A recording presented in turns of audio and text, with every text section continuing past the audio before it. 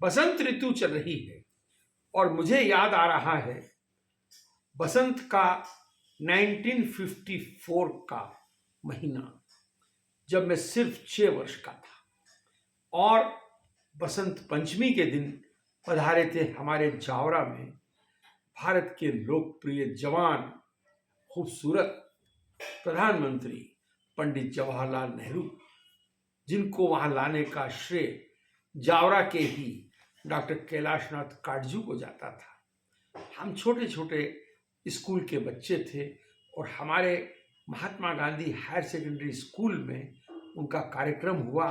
उसी स्कूल में जहां डॉक्टर कैलाशनाथ काटजू स्वयं पढ़ते थे और बाद में हम लोग भी वहां पे स्टूडेंट रहे।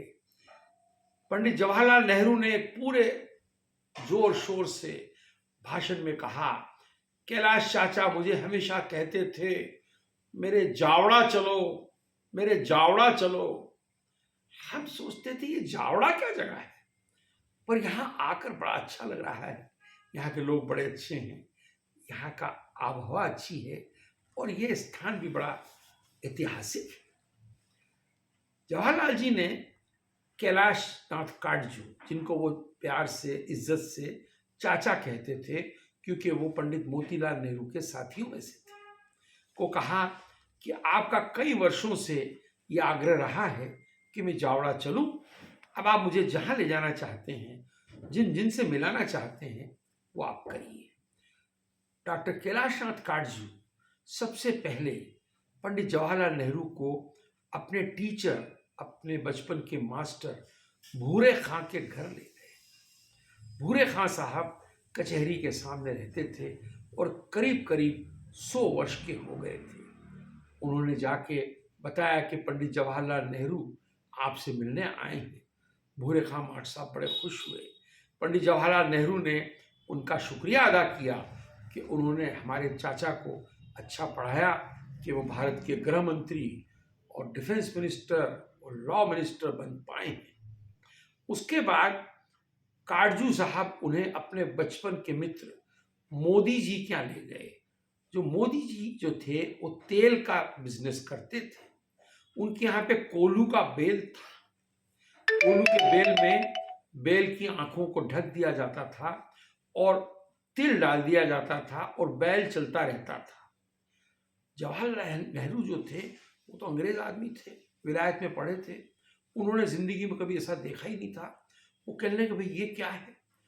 तो कैलाशनाथ काटजू ने कहा ये कॉटेज इंडस्ट्री है, गृह उद्योग है। काटजू साहब ने ये जब कहा तो नेहरू जी बड़े प्रसन्न हुए। इस प्रकार उन्होंने पहली बार कॉटेज इंडस्ट्री देखी जहां तेल कैसे निकाला जाता है। उसके बाद काटजू साहब उनको जावरा के पास में एक नदी बहती है मलेनी, जो बाद में आगे जाकर चंबल नदी से मिल जाती है।